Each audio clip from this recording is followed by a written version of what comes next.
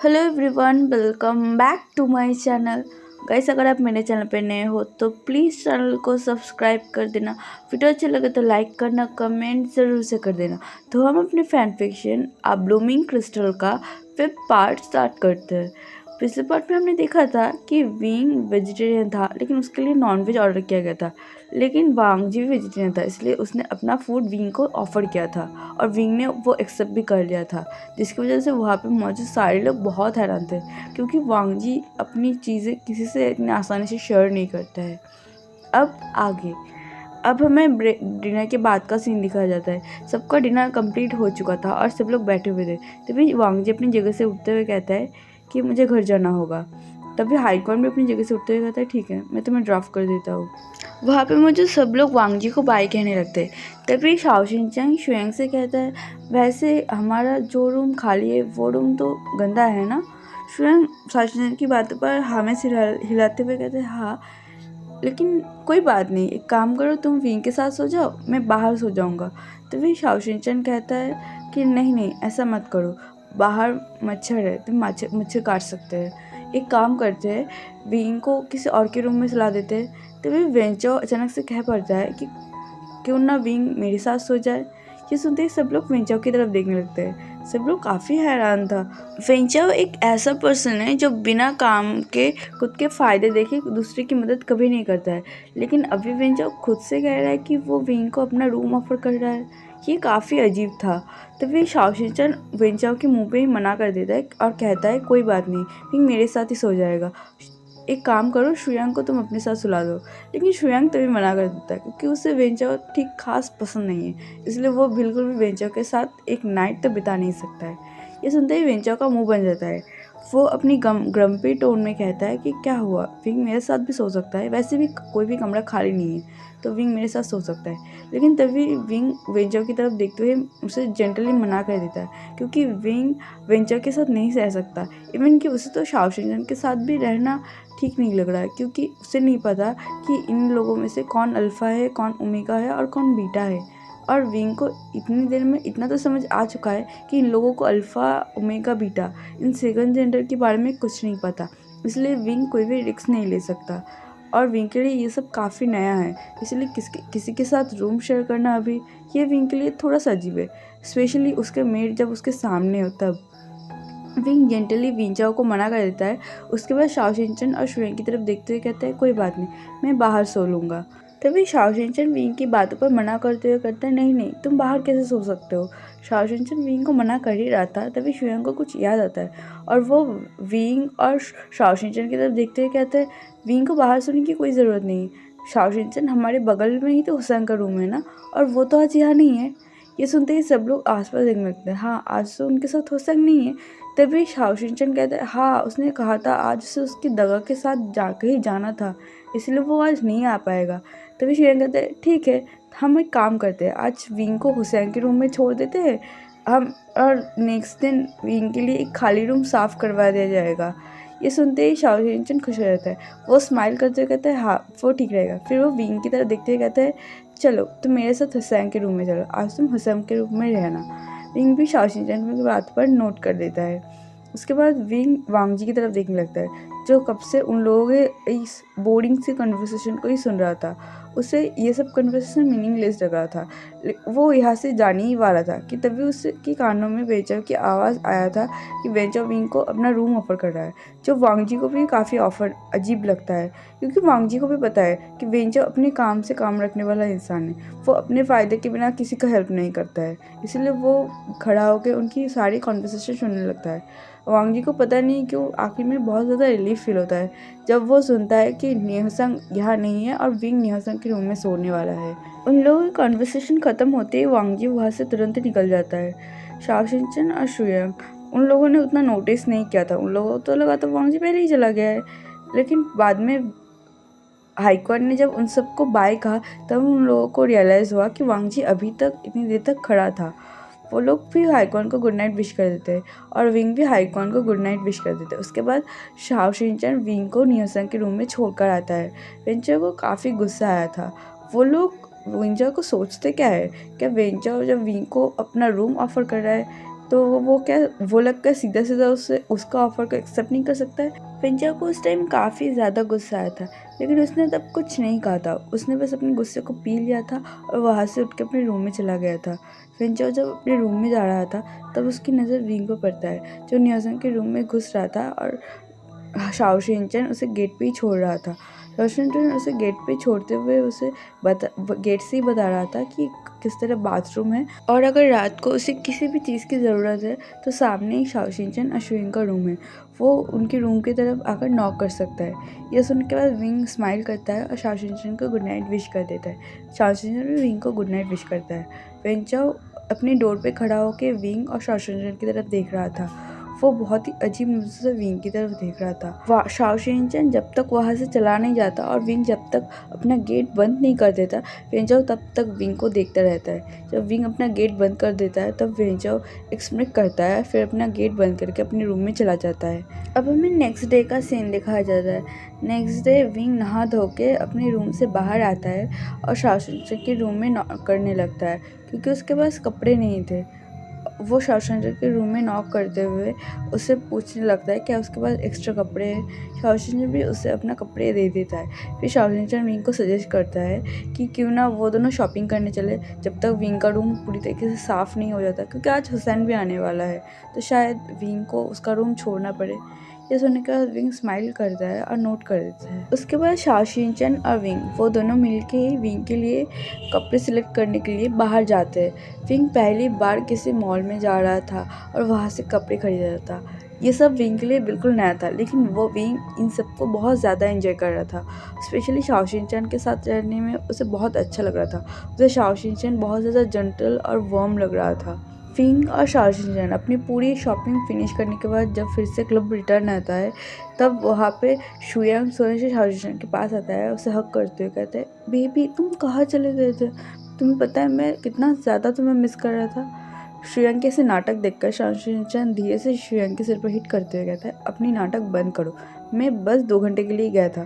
तो वे शुयांग पाउट करते हुए कहता है, 2 घंटे मेरे लिए बहुत ज़्यादा होते, तुम क्या समझो मेरी तुमसे कितना ज़्यादा मोहब्बत करता हूँ। ये कहते हुए वो अपनी ड्रामेटिक बातें स्टार्ट करता है, जिसकी वजह से शाओ शिनचैन अपने आई को रोल करता है, शुयांग की तरफ घूरते हुए कहता है, इसे बंद करो और कहो विंग का रूम रेडी हो चुका है। फिर शुयांग प्राउडली कहता है, हाँ उसने विंग का रूम रेडी करवा दिया है और उसने किचन भी रेडी करवा दिया है। जो सुनते विंग काफ़ी ज़्यादा खुश हो जाता है और शुयांग भी ये भी बताता है कि उसने किचन में कोई भी नॉनवेज का सामान नहीं रखा है, तो विंग बहुत ही आराम से उस किचन को यूज़ कर सकता है। जिसे सुनने के बाद विंग काफ़ी ज़्यादा खुश हो जाता है। वो इन सब के लिए शाओ शिनचैन और शुयांग को बहुत दिल से अपने पूरे दिल से थैंक यू कहता है, जिसकी वजह से शाओ शिनचैन और शुयांग दोनों ही विंग को स्माइल करते हुए वेलकम कह देता है। अब हमें किचन का सीन दिखाया जाता है, जब विंग कुक करने के लिए आ तो जाता है, लेकिन उसे कुछ समझ नहीं आ रहा था, क्योंकि ये एक मॉडर्न किचन था और विंग हिस्टोरिकल वर्ल्ड से बिलोंग करता था और एशियन टाइम में इस तरह का किचन या फिर इस तरह का कोई भी सामान नहीं था। विंग के लिए ये सब कुछ बहुत नया था। विंग को कुछ समझ नहीं आया था क्योंकि वो कैसे ओवन ऑन करे, वो कैसे सब कुछ सेट करे। उसे तो ये सब देखकर चक्कर आ रहे थे। तभी शाओ शिनचैन किचन में आता है। वो विंग की कंफ्यूजिंग फेस को देखकर थोड़ा सा शॉक होता है और विंग की तरफ देखते जाते हुए कहता है, क्या हुआ, तुम ऐसे कंफ्यूजिंगली खड़ा क्यों हुए हो? तो विंग उसकी तरफ देखते हुए कहता है, आई एम सॉरी, बट मुझे कुछ समझ नहीं आया कि मैं सब कुछ कैसे करूँ, ये सब क्या है? ये सुनते ही शाओ शिनचैन थोड़ा सा हैरानी से विंग की तरफ देखता है। उसके बाद वो ओवन की तरफ देखने लगता है।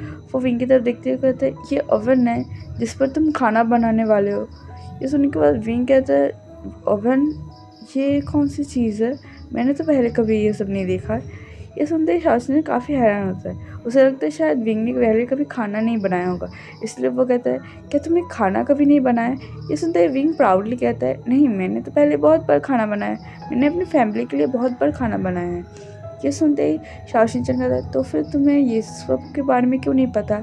तो विंग कहने ही वाला था कि उसके दुनिया में ये सब नहीं है, लेकिन वो चुप कर जाता है क्योंकि उसे पता है कि पहली बार जब उसने वांग जी और वांग जी की दोस्त हाइपन को ये सब कुछ बारे में बता रहा था, तो वो लोग कितना हैरान थे और उन लोगों ने बिल्कुल भी विंग का बिलीव नहीं किया था। इसलिए विंग चुप कर जाता है और कुछ नहीं कहता है। शाओशिन थोड़ी देर तक तो विंग की तरफ देखता है, उसके बाद कहता है ठीक है, मैं तुम्हें सब कुछ यूज़ करना सिखा दूंगा। ऐसा कहते हो वो विंग को ओवन ओपन करना, उसके बाद सारे बर्तन कौन सी चीज़ कहाँ पे है सब दिखाना, उसके बाद मिक्सर ग्राइंडर यूज़ करना, सब कुछ विंग को दिखाने लगता है। विंग के लिए सब कुछ नया था, वो काफ़ी ज़्यादा सरप्राइज़ हो रहा था और शाओशिन विंग की ऐसे सरप्राइजिंग लुक को देखकर सरप्राइज़ हो रहा था। शाओशिन को ऐसा लग रहा था कि उसने विंग को अकेले किचन में छोड़ना गलत तो नहीं होगा ना, अगर विंग को कुछ हो गया तो। लेकिन फिर भी विंग की ज़िद की वजह से उसे किचन से बाहर आना ही पड़ा। फिर विंग लग जाता है। शाओशिन ने जैसे जैसे उसे सब कुछ दिखाया था वो वैसे वैसे अपना काम करने लगता है और ख़ुद के लिए कुछ वेजिटेरियन फूड बनाने लगता है। विंग वांग जी के लिए भी कुछ फूड्स बनाता है और सबके लिए थोड़ा थोड़ा करके बनाता है। विंग शाओशिन ने बता दिया था कि यहाँ पे सब लोग मीट खाते हैं तो वो लोग मीट बाहर से ऑर्डर कर लेंगे, लेकिन विंग ने कहा था वो सबके लिए थोड़ा थोड़ा करके वेजिटेरियन फूड और बना देगा, जिस पर शाओशिन ने हाँ कर दिया था। विंग जब लंच प्रिपेयर कर रहा था तो अपने मन में ही सोच रहा था कि वांग जी भी शायद आएगा। वो अपने अल्फ़ा को अपने हाथ के खाना बना के खिलाना चाहता है, इसलिए वो अपने पूरे दिल से खाना बना रहा होता है। ये सब कुछ विंग के लिए काफ़ी नया था, इसलिए विंग के हाथ में काफ़ी ज़्यादा चोट भी आ रहा था, लेकिन वो उन सारी चोटों को इग्नोर कर रहा था और अपने काम पर कंसंट्रेट कर रहा था। वो अपने पूरे दिल से खाना बना रहा था। स्पेशली वो वांग जी के लिए ये सब कुछ बना रहा था क्योंकि उसे कहीं ना कहीं ऐसा लग रहा था कि वांग जी ज़रूर आएगा और वो कल वांग जी ने उसके लिए स्पेशली अपने खाना छोड़ के विंग को दे दिया था। तो आज विंग ने वांग जी के लिए अपने हाथों से बहुत ही टेस्टी सा और बहुत सारा खाना बना रहा था वांग जी के लिए। विंग जब खाना बना रहा था तो अचानक से उससे बाहर से वांग जी की आवाज़ आता है, जिस पर ध्यान देते ही विंग के हाथ कढ़ाई में लग जाता है, जिसकी वजह से उसके हाथ में थोड़ा सा जल जाता है। लेकिन विंग तुरंत अपने हाथों पे ठंडा पानी डालने लगता है जिससे कि उसे ज़्यादा जलन महसूस ना हो, लेकिन फिर भी विंग को काफ़ी ज़्यादा जलन हो रहा था क्योंकि उसके हाथ काफ़ी ज़्यादा जल गए थे। वो अपने मन में यही सोचता है कि वो इतना स्टूपिड कैसे हो सकता है, वो ऐसे ही अपने ध्यान इधर उधर भटका कैसे हो सकता है। वो अपने हाथ में पानी डाल ही रहा था तभी वो बाहर की तरफ देखते हुए सोचता है, क्या लान वांगची आया है, उसका मेट, उसका अल्फ़ा। विंग अपने मन में यही सोचते खुश हो रहा था क्योंकि खाना बनाना करीब कंप्लीट हो ही गया था।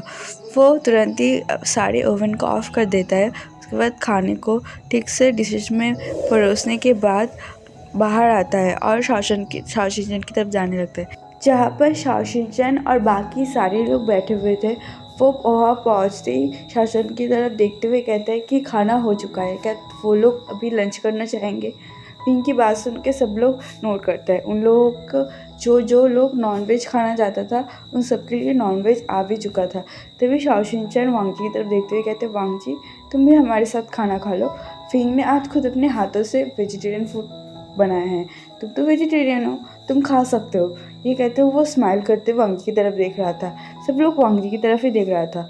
तभी वांग जी शाओशिन की तरफ देखते हुए कहता है, नहीं मैं नहीं खाना चाहता, मुझे अभी जाना होगा। ये कहते हुए वो अपनी जगह से उठता है और अपने लैपटॉप को और सारे सामान को बैग में भरने लगता है। ये सुनते ही विंग का मुंह उतर जाता है।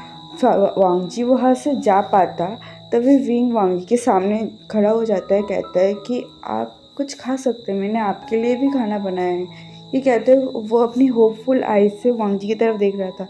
विंग जब उस खाने को बना रहा था वो अपने पूरे मन से चाह रहा था कि वांग जी रह जाए और वो लंच के टाइम उसके खाना को खाए, इसलिए विंग अपनी होपफुल आई से वांग जी की तरफ देख रहा था। विंग को जब वांग जी की तरफ से कोई भी रिस्पांस नहीं मिलता है वो फिर से वांग जी की तरफ देखते हुए कहता है कि मैंने खुद अपने हाथों से खाना बनाया है और मैं चाहता हूँ कि आप खाना खाइए, प्लीज़ आप लंच करके जाइए।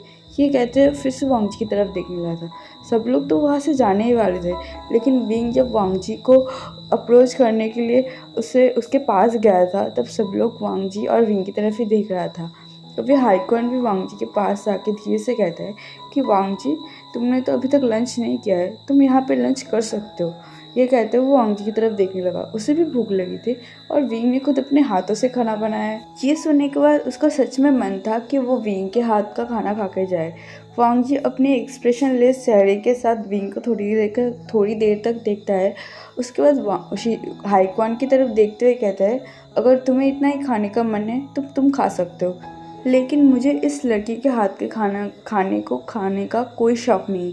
ये कहते हुए वो अपने बैग को पकड़ता है। उसके बाद अपने इमोशनलेस चेहरे के साथ वहाँ से चला जाता है। लेकिन जाने से पहले वांगची ने बहुत अच्छे से नोटिस किया था कि वांगची ने जब वो रूड वर्ड विंग के सामने कहा था तो विंग का फेस काफ़ी ज़्यादा सैड हो गया था। वो सैडली वांगजी की तरफ देखने लगा। उसे काफ़ी ज़्यादा बुरा लग रहा था कि वांगजी ने ये कहा कि वो उसके हाथ का खाना नहीं खाना चाहता। उसे काफ़ी ज़्यादा बुरा लग रहा था, पता नहीं क्यों, लेकिन उसे काफ़ी ज़्यादा बुरा लग रहा था। वो अपने मन में यही सोचता है, शायद ये मेरा अल्फ़ा है इसलिए मुझे बुरा लग रहा हो, लेकिन उसे काफ़ी ज़्यादा बुरा लग रहा था वांगजी की बातों पर। हाईक्वान वांगजी के पीछे जाते हुए कहते, वांगजी तुम ऐसे कैसे बात कर सकते हो, माफ़ी मांगो विंग से। ये कहते हुए वांगजी के पीछे जाने लगा, वांगजी को फिर से रिटर्न बुलाने के लिए कि वांगजी विंग से माफ़ी मांगे, लेकिन वांगजी सीधा ही चला जाता है और वो हाईक्वान की बातों पर कोई भी रिप्लाई नहीं देता है। वांगजी के ऐसे रिएक्शन देखकर हाईक्वान एक शाय करते और अपने मन में यही सोचता है कि तुम इतना ज़्यादा रूड कैसे हो सकते हो, तुम इतनी इनोसेंट और स्वीट लड़की के साथ इतना मीन बिहेव कैसे कर सकते हो। फिर वो विंग की तरफ देख रहा था जो अपनी सैड आई से वांगजी की तरफ देख रहा था। हाईक्वान को बहुत अच्छे से समझ आ रहा था कि विंग को शायद बहुत बुरा लगा और वहाँ पे मौजूद बाकी लोगों को भी बहुत अच्छे से समझ आ रहा था कि वांगजी की ऐसी बातों से विंग को काफ़ी ज़्यादा हर्ट फील हुआ था। तभी शाओ शिनचैन शुयांग के पास ही खड़े होते धीरे से कहते हैं कि पता नहीं क्यों वांगजी इतना ज़्यादा मीन है, उसे उसके साथ इस तरह से बात नहीं करना चाहिए था। शुयांग भी शाओ शिनचैन की तरफ देखते हुए उसके बाद बहुत ही सीरियसली शाओ शिनचैन की बातों पर नोट करता है। वो भी अपने मन में यही सोच रहा था कि वांगजी को शायद इतना ज़्यादा मीन नहीं बनना चाहिए था विंग के साथ, क्योंकि वांगजी और हाईक्वान उन दोनों ने ही विंग को यहाँ पे लाया था। तो फिर हाईक्वान विंग के पास आते हुए कहता है, विंग तुम वांगजी की बातों पे कुछ माइंड मत करो, मुझे पता ही है वो कैसा है और उसका भी बहुत ज़्यादा काम चल रहा है ना, तो वो बिज़ी है इसीलिए वो खाना नहीं खा पाए। कोई बात नहीं, हम सब तो है ना, तुम हमें प्लीज़ खिलाओ, हम बहुत ज़्यादा एक्साइटेड है तुम्हारे हाथ का खाना खाने के लिए। ये कहते हुए वो स्माइल करते हुए विंग की तरफ देखता है। हाईक्वान बहुत ही ज़्यादा एक्साइटेडली विंग के साथ बात कर रहा था। वो विंग के मूड को थोड़ा सा लाइट करना चाहता था और विंग को भी ये समझ आ रहा था। तभी पास से शुयांग और शाओ शिनचैन भी विंग के पास आते हुए कहता है कि वो भी बहुत ज़्यादा एक्साइटेड है विंग के हाथ का खाना खाने के लिए। ये सुनने के बाद विंग एक स्माइल करता है और उन लोगों की तरफ देखने लगता है। विंग को समझ तो आ रहा था कि वो लोग बस विंग को चीयर कर रहा है, लेकिन पता नहीं कि वांगजी की ऐसे विंग को रिजेक्ट करना और विंग की बातों को इग्नोर करना विंग को पता नहीं बहुत ज़्यादा हर्ट फील करवा रहा था। लेकिन फिर भी वो अपने चेहरे पे एक फेक सा स्माइल लाते हुए उन सबकी तरफ देखता है, कहता है, ठीक है आप जल्दी से डाइनिंग रूम में आइए, मैं सारे खाने को टेबल में लगा देता हूँ। ये कहते हुए वो वहाँ से स्माइल करते हुए चला जाता है। सब लोग विंग की तरफ देखकर स्माइल कर रहा था, लेकिन विंग के जाते ही सब लोग एक गहरा सा सांस छोड़ता है और एक दूसरे की तरफ देखने लगता है। तो चलिए एवरीवन, मैं अपने पार्ट को ही रोकती हूँ, मिलते हैं नेक्स्ट पार्ट में। Bye bye and good night.